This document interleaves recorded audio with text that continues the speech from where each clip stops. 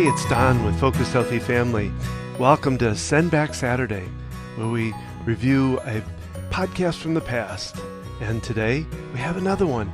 I hope you enjoy. Take care.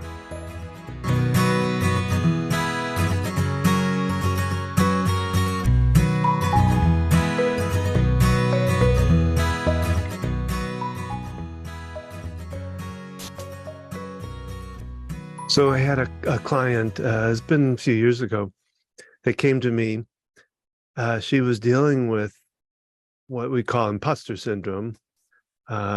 She worked for this company for about 5 or 6 years and left the company because they got bought out by another company and a lot of changes going on. So she left the company, went to work for about 3 years with another company. And her old boss, who had gotten moved up in management with the new company, called her up and asked her to come in for an interview for his old position, which was higher than what her position was previously with the company. Asked her to come in, did an interview with her, hired her on the spot, gave her a raise, a higher position, and a much better overall pay and everything. But she still believed she was, any day now, they were going to figure out that she didn't know what she was doing and they were going to fire her. And it was really hard for me to imagine how you could feel that way when your old boss calls you and asks you to come in and hires you on the spot. And even her reviews at that point were all excellent reviews all the way up to when she was coming to see me. So we really had to do a lot of work on getting her to build her own self-confidence in what she did and how she did it and how well she did it, and the fact that, somebody called her, and she didn't go after the job, they came after her, that they could want to fire her at this point. It was an interesting case, and we really it took a while for her to get to a better place with it. But by the time we were done, she had a lot more confidence in herself, and a lot of those feelings had left her. Thank you for your story. This is Gina. And this is Don. With Focused Healthy Family. This is podcast number 68. And today we're talking about the imposter syndrome. But before we get into that, we'd like to hear a word from our sponsor.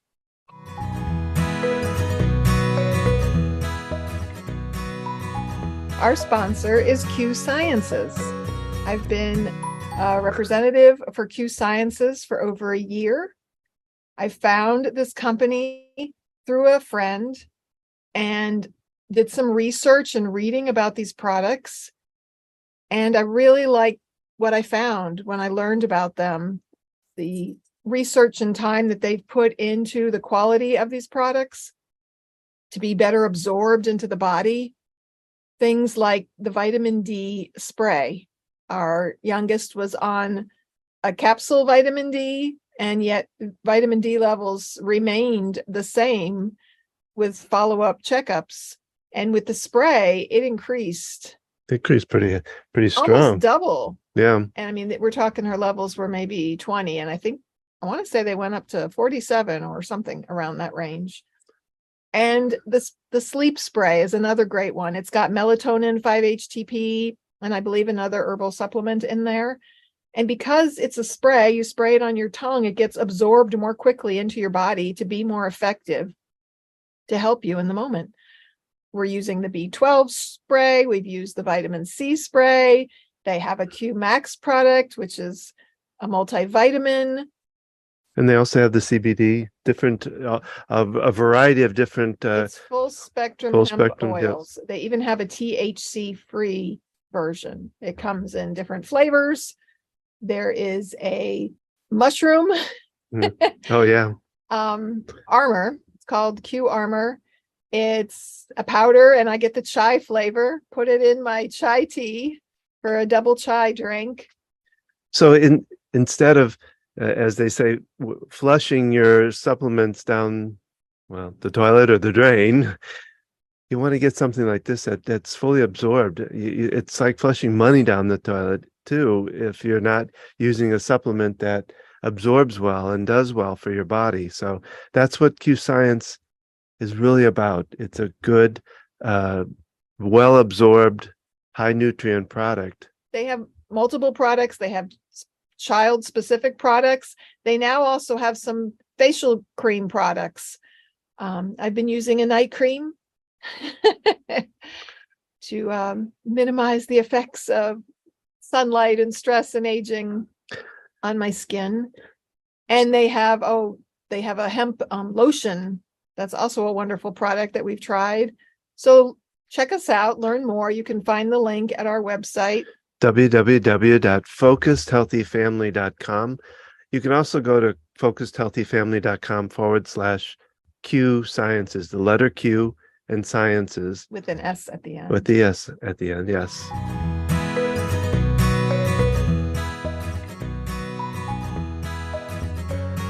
And we're back. We're back. Talking about the imposter syndrome and parenting. Yeah. So first Don told his story about the client he worked with, and going to kind of talk about the definition. If you've never heard this before, what is the imposter?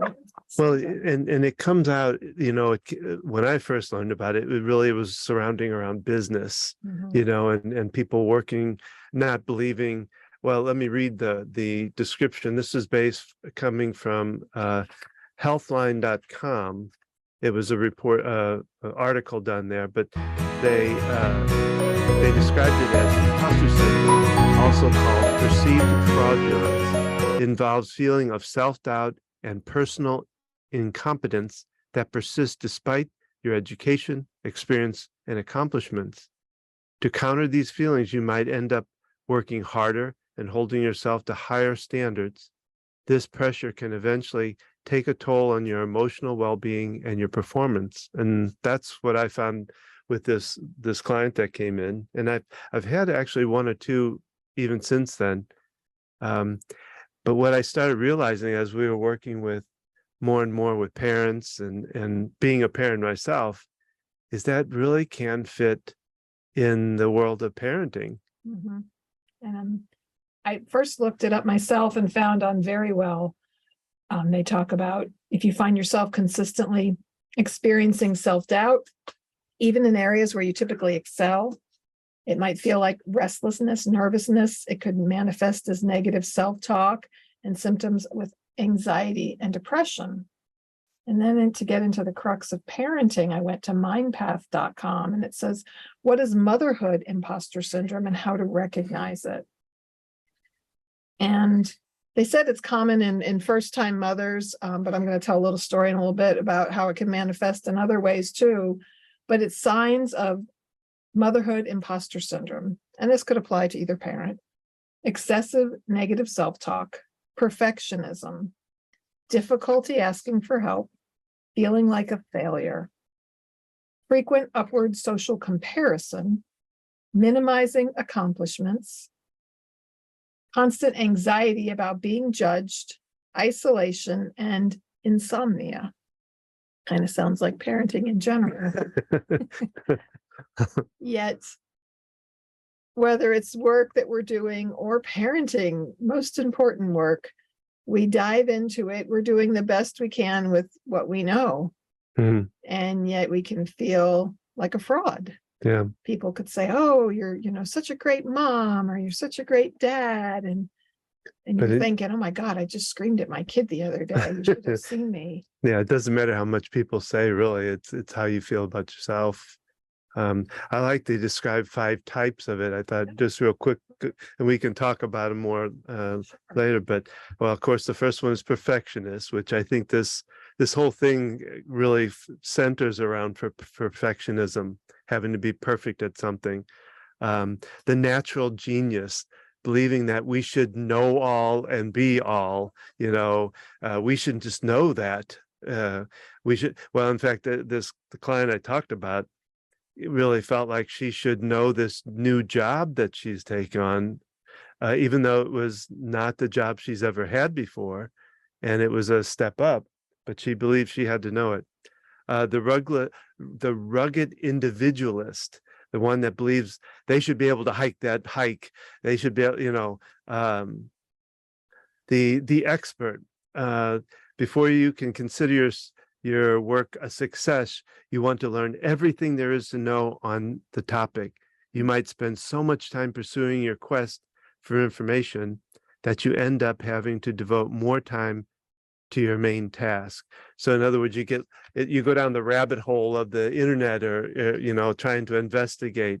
The superhero, the one that believes they're bulletproof, that anything, they should be able to handle any situation, anytime, anywhere. Super mom. Yes. So some very interesting types there that, and I can see all of them and how they, through the clients I work with, I've seen a lot of those different types. Mm-hmm. And so what do we do when we experience this? How do we? Well, you said you had a story. Do you want to tell a story now, or? Yeah. So Don and I have had this business for a while. I joined in several years back to grow Focused Healthy Family, to work as parent coaches, to do talks and communication skills classes. We teach the communication skills class based on how to talk so kids will listen, and listen so kids will talk. And it has concrete exercises of ways to engage with your children, a way to be present with them and listen to them. So we started doing this work, and we've got 3 kids, 2 with severe anxiety disorders that have been, periods of their life have been severe difficulty, requiring intense time and effort on our part. And I remember struggling. I'm not even sure with which child it was. And here we are teaching all these principles, and we're not living this. And I'm like, how can I go out there and coach other parents when I feel like I'm failing with my own kids? And it was a difficult time, and it has evolved and changed as our kids have grown, and our other child has had more issues with this, and feeling like, how can I write about this? How can I talk to other parents? How can I help other people when I feel like I don't know what the heck I'm doing? So it's kind of stalled me in some ways of moving forward, feeling like, I guess I should be able to do it all because we teach it. Yeah. Yet, I laugh only because I know the feeling and I understand it. And yet, every time we run a class, the classes especially, because we've got several other parents in there, and we're going through examples and practicing things. And it's a good reminder to me about using these skills, right? We can learn different skills, and yet if we don't take the time to use them, refresh our memory, re-energize with it, we can go back to old automatic reaction ways. We can hear our parents coming out of us saying things we don't really want to say, just reacting to our children instead of reflecting and responding. Well, it's interesting because one thing that Esther Hicks from Abraham Hicks said, and I got a kick out of this, it's about kind of knowing everything or being able to do everything. She said, would you want all the food you would ever eat now, right now? No, it'd be way too overwhelming, and it's the same with our knowledge. It's the same with our process of life. If we had everything we wanted, or if we knew everything there was to know, it would be way too overwhelming, and it would be just too much for us. And so, I think we have to really believe in that a life, parenting is a process. It's about the journey, not the destination. Yeah, good response. Yeah, well, I had a client actually this morning said that she was trying to be a good mother, and I said, let's take the word trying out of it. You're doing it. And you're doing it as the process goes, you're growing along with the process. So you're doing it, Doing the best you know how, given the energy and resources and the knowledge that you have in the moment. Well, we're all smart in certain things that I don't know it's kind of a hard thing for me to conceptualize, but we all have knowledge in certain areas that other people don't. And so I think we can always think of ourselves as smart, because even somebody that hasn't had a high education can be smart in a lot of stuff, common sense. So I just rewatched the wonderful movie produced by Michael J. Fox about his life. It's called Still. It's on Apple TV. And we had watched it on our own, and then we watched it with my mother. As you know, Michael J. Fox has Parkinson's, as does my dad. And you talk about education levels. He dropped out of high school to go to Hollywood and pursue acting. And so it's I thought you meant your dad for a minute. It's like, and knowledge base, his ability to speak to Congress to raise funding for Parkinson's research, his ability to interact and engage with people, all the books he's written, and all he has brought to the awareness of this progressive neurologic disorder. It doesn't take a college degree or a doctorate to be able to engage in these areas of life and interacting with people and success, whatever that looks like for you. And we don't have to have all the answers.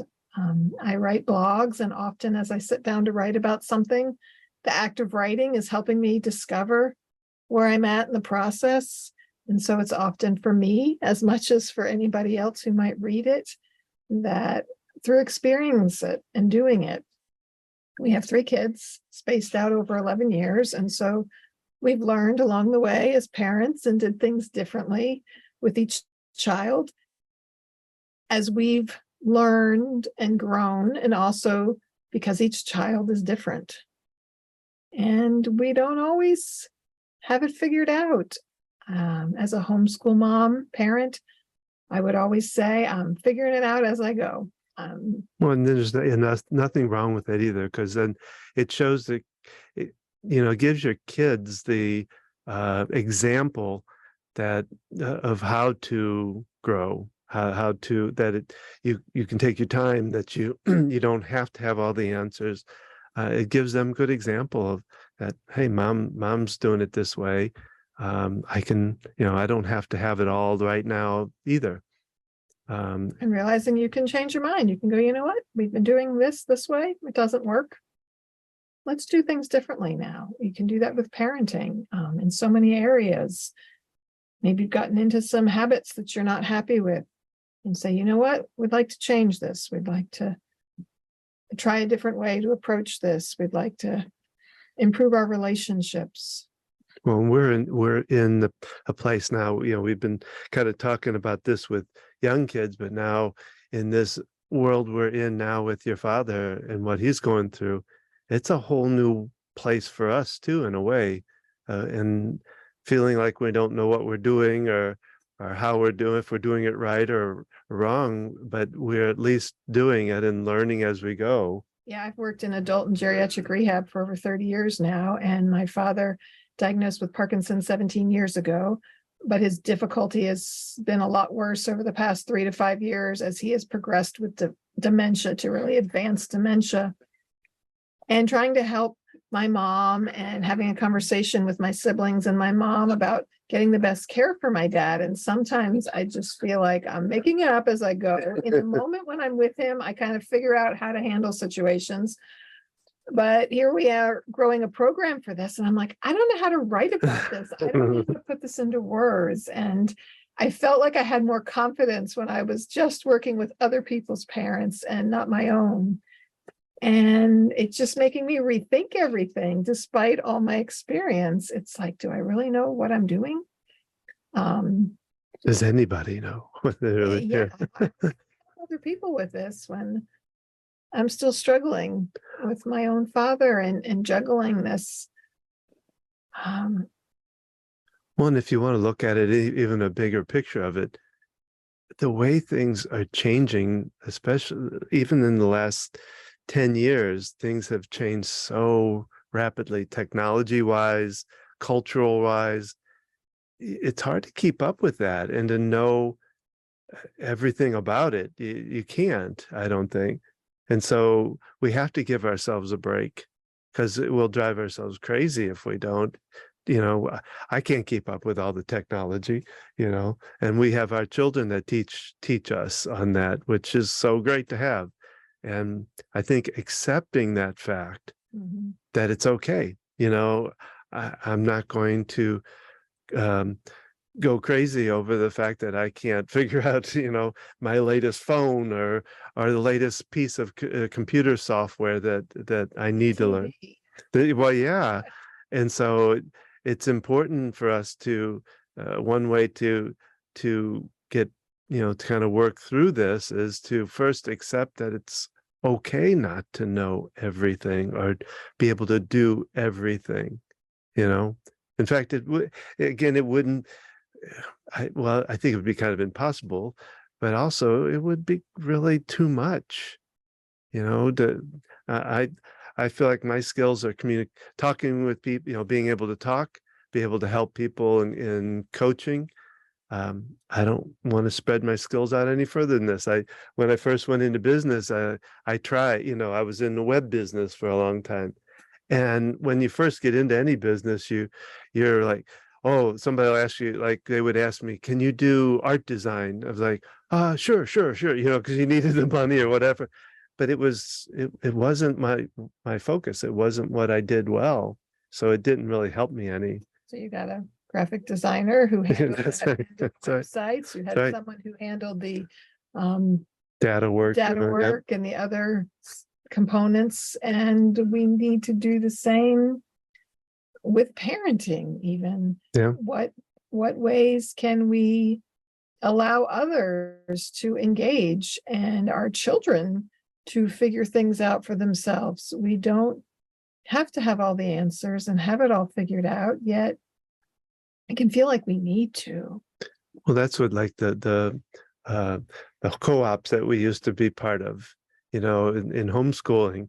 If you didn't know science well enough, a lot of times you'd go to the co-op where they would have somebody that was really good at science that would kind of, work with you or work with the kids and teach them the things you don't know or didn't understand. I always felt like I'm learning along with my children. There are so many areas that I became more interested in as I was helping them explore and learn. I don't consider myself their teacher. I consider myself a facilitator and giving them the resources and helping them locate that. And history and geography, areas I did not excel in school, I've developed interest for and have learned along with them. So even though that was not my strength, and of course, like Don said, we participated in co-ops and done other activities and groups and classes to add to that and to, like you said, areas where it's not our area of expertise. And when you're raising kids, there's so many things that you've got to juggle. Getting them places on time, helping them to learn basic skills, helping them learn manners and how to interact with people, social skills, and put their shoes on. And it can feel like a lot. I'm experiencing that on the different end of things. I've worked in the nursing home for a really long time. And my dad, after being in the hospital with pneumonia, came to the rehab where I work. And this has been interesting. Challenge. I find it more exhausting helping my dad than caring for the patients that are strangers, really, and working with them. And, when I go to work with a patient for a therapy session, it's 40-minute session, maybe an hour, and I'm spending time with them. Maybe I'm doing chart reviews if they're new there to evaluate them. And then we set the plan up. And especially because I work part-time, I'm not even there continuously. Other people are following through with the care. I can kind of step away from it. With my dad, there's so much more of a pull, an emotional pull. And thinking about the big picture with things, thinking about our personal interaction relationship, helping my mother to navigate this and helping my siblings understand different aspects of dementia, especially. And it's a lot juggling both. And I used to think I wanted to go into pediatrics when I was in school as an occupational therapist. And as I wound up having children and meeting their needs, I realized I'm glad I didn't do that, because I have the balance of raising kids and enjoying young children and as they grew up, and then working with adults in my work life as an OT. So now I've got an aging parent who I'm helping, and I'm working in that industry, and it feels heavier. It's like, okay, this is why I didn't go into pediatrics, because just even when my dad's not there, I'm working with other people and people with dementia, and I'm thinking about it on a more personal level now. And there was a man who's kind of needy and calling out, help me, can you do this for me? Every time I walked past him, and I found myself avoiding going past him. And I'm like, wow, that could be my dad sitting there in the hall and wanting someone to connect with him. And it's like, but it can be challenging to get things done. As a therapist, I have a caseload, a set number of people that I'm supposed to work with that day, and I'm not there to help everybody on the unit. And yet we often stop. Someone's calling for help to find out what they need. It might be as simple as reaching something for them or the TV control.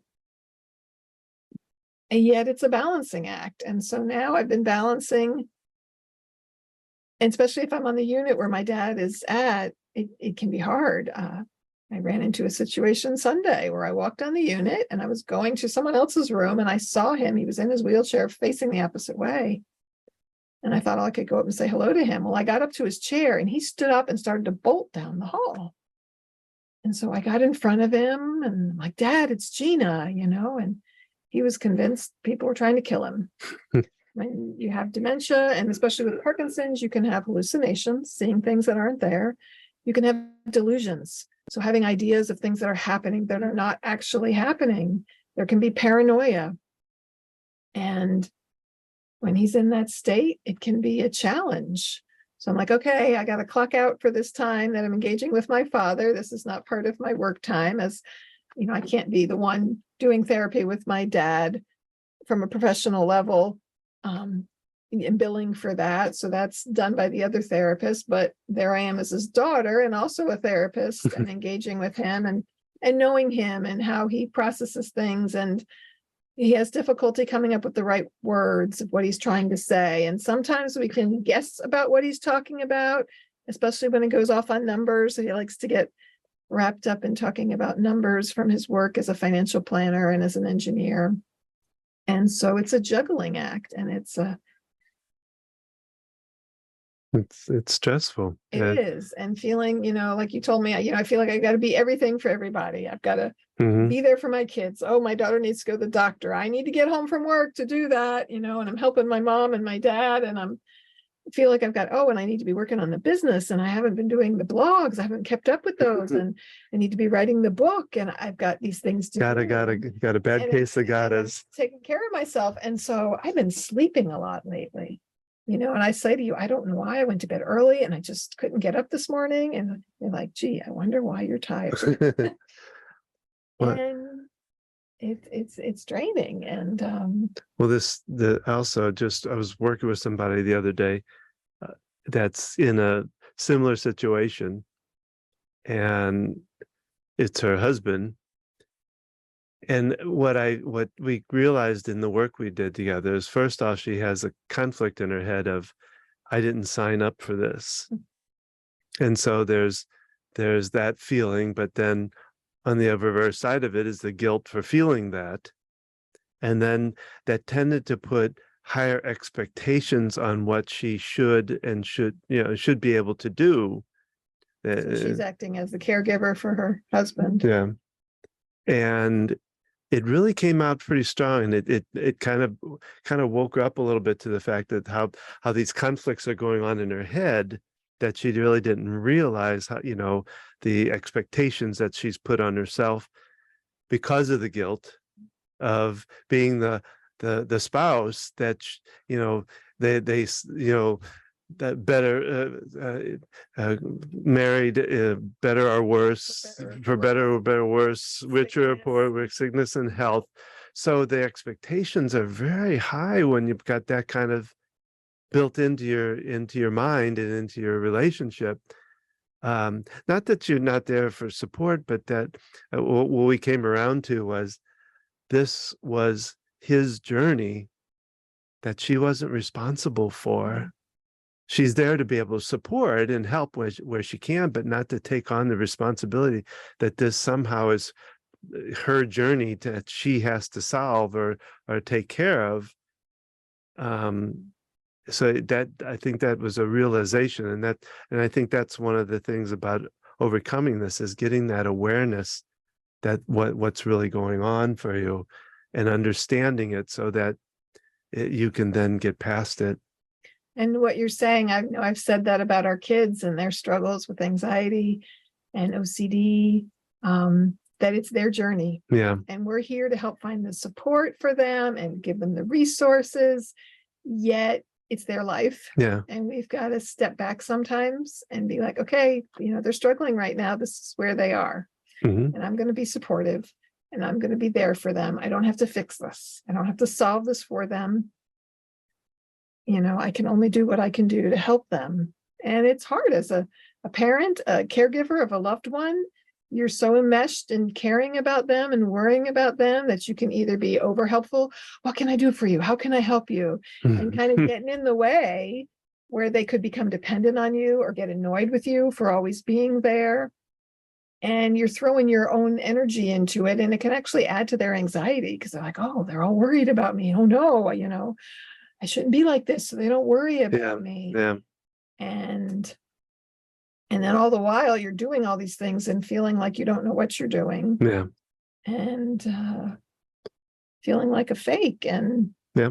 So it's really kind of, I think, for anybody feeling this way, like if you're dealing with a senior parent or even the children, is to be able to step back, take a step back and just kind of assess what's really going on for you, what's going on in your mind, what's going on in your feelings about things, so that you can at least become aware of what you're thinking and how you're thinking about it.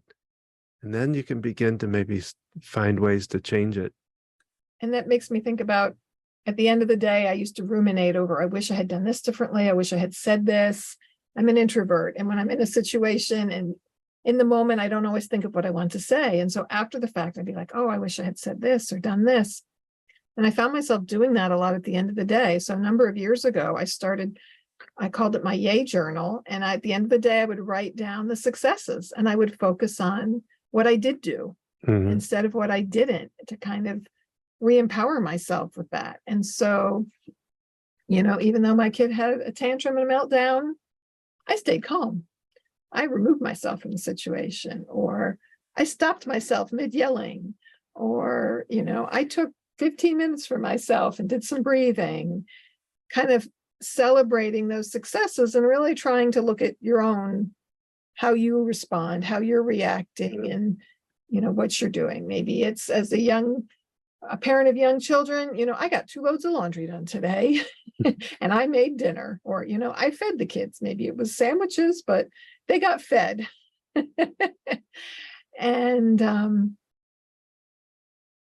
just celebrating that. And it can be very helpful to write that down. And especially at the end of your day, to kind of re-energize and rethink about things, of how you're doing things, so you're not fixating on everything you've done wrong.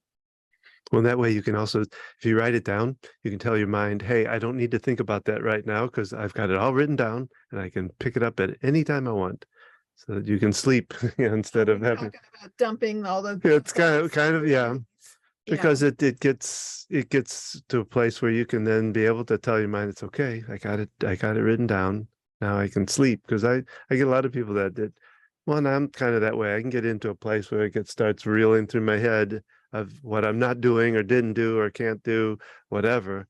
And getting it out of there can help. Yeah, you set a timer and just journal and just write whatever's running through your mind as a way to release it.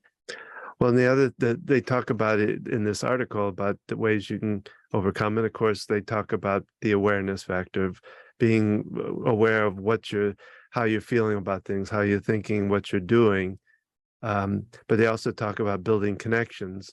In other words, talking with other people about it. If you're in a situation like you did this weekend, where you talk with your brother and your sister and your mom, and kind of talk through things, it's also about letting some of the feelings out too with somebody, finding a spouse or a friend or whatever that you can Support vent group, with. having other, Yeah. my mom's connected with other women with husbands with Parkinson's, and just being able to talk to them about it. And people are leaning on her now with new diagnoses, and she goes to different support group meetings, and that can be helpful for more than just that, primary caregiver. I've thought about it myself, and helping other people to understand it. My siblings who don't live locally, they could go to those kind of meetings where they live to get more knowledge and understanding of it. And it just helps to connect with other people and hear from other people, just like when we do the classes on communication with parents, and that they hear other parents having similar struggles and they realize they're not alone, because we feel like these burdens, that other people would handle them better. They would take care of them. Yeah, they'd know what to do. It's that looking at the white picket fence outside the house and saying everything's going great inside there. And that's not, so it's opening up and, talking through things that helps, getting other people involved, especially, like I say, when you're seniors, getting your siblings involved, getting your own kids involved in helping you. One last thing I wanted to share. Sure. A number of years ago, maybe 5 or 6, I was going through a difficult time. And for my birthday, you reached out to a whole bunch of friends and family members and had them say something about me. And you cut it out, little pieces of paper, and you bought this pretty journal with different sayings, and you interspersed it with these quotes of different people. And the last time my depression was really hitting me and sinking in, I pulled that journal out and I went through and I read those things, and it really helped me kind of shift a little bit, to see that people saw me, recognized me for my strengths, and it kind of gave me a little boost. And if you write in a journal of some sort, to go back and read sometimes, especially if you're writing down a gratitude journal, or what I call the yay journal of your positive things, it can be helpful when you're struggling to read it and go, okay, oh, wow, or even just any kind of journal where you've written down stuff and you're like, wow, I was going through all that, no wonder I was stressed and feeling anxious and overwhelmed. I was handling a lot. And it helps. It's a way of stepping outside of it and kind of stepping back from it, to realize it, because you can have people tell you, oh, you're doing a great job, but it doesn't always feel real when you're in the midst of it and you're struggling. Well, and then they also talk about challenging your doubts. And that's kind of what I do in my practice, is listening to what I'm telling myself, the self-talk, and then digging into it. What's behind that self-talk, or what's underneath it? Challenge yourself. Is that real? Whatever you're saying to yourself, is it really real? Am I a terrible daughter or son? Is that really real? Look, and then there's where you can write down the things that you are doing and really take a look at them. Yeah, I now that I look at it, I'm doing a lot. You're doing a lot for your mom and your dad. You can acknowledge the things. Okay, this area I haven't done as well as I'd like. I've made mistakes here, and seeing it, saying, okay, I made those mistakes, yet I did do these things, and just kind of being honest with yourself about it, and calling out, rather than just, I'm terrible at everything. Yeah, watch the generalizations, always I'm awful this or whatever. Every time I say the wrong thing, I'm always a never. Oh yeah, those magic, I think I've got like 10 words, and always and never ones, and auto and should. So that, yeah, and questioning yourself with a why. Why am I doing it? That just throws up defenses. I like, if nothing else, change it to a, well, what if kind of, or what is this, or what is it about, or what's behind it, or something like that, and say, why am I doing it? Well, you may never get the answer to that kind of question, but you say, well, what's behind it? If that happens, then what? Those kind of things help you kind of dig into it. and really stopping and asking yourself, what am I feeling right now? What am I experiencing right now? And a wonderful friend of mine and mentor says, what you're feeling is not fact. It's just what you're feeling right now. So I'm really anxious about this and having to come up with a decision to help this loved one with whatever. It's where I'm at right now. I'm feeling anxious about it. And of course, you can always do good old EFT. Like I said, I've worked with this, even though I feel like a tap, fraud. tap, tap, tap, tap, tap, tap, tap. I feel like a failure. I don't know what I'm doing. I completely and totally love and accept myself. Yeah. And so learn more about tapping on our website. We'd love to hear from you on your experiences and thoughts on the imposter syndrome. So please reach out to us and connect with us. And I kind of go back to this. I think I've talked about this before, but as a parent, especially, your failings are not failings to the kids a lot of times. They're really examples of how not to do it or how to learn from it, especially if they see you growing and resolving. Yeah, making mistakes and moving forward from them is a huge lesson. We don't really teach our kids anything if we do everything right perfectly all the time. Or if we feel like we're not perfect, or we're perfect just the way we are. I look at perfection two different ways now. I used to believe it was too hard to achieve, but it's not really about achieving it. It's about we're perfect just the way we are. The other thing is, I don't think God has a quality control section to it, the heaven or whatever, or that when I was in the food plant, they'd have the conveyor of food going along, and if it didn't match up to the right weight, this thing would punch it out. And I don't see, wherever we're being made at, that this body's not good enough, knock it out, so anyway. So that's our podcast for today. We hope you enjoyed it. We would love to hear from you. Tell us about your little imposter story, if you have one, or how you're succeeding in believing in yourself. And make sure to leave us a comment. If you like what you heard today, you can learn about our parenting coaching program or join us on our next workshop. You can find out about our blog, more about our podcast, or you can sign up for our Tuesday tips, simple tips we do every Tuesday in a little podcast, good parenting tips for. You can get them as an email, and you can also listen on Tuesday when we do a short 15-minute or less podcast covering that topic. And you can find out all about this at www.focusedhealthyfamily.com. That's focused with an ED, healthyfamily.com. You can follow us on Facebook at Focused Healthy Family. You can follow us on Instagram at gina.focusedhealthyfamily. And remember, how you speak to your children today shapes their future and yours.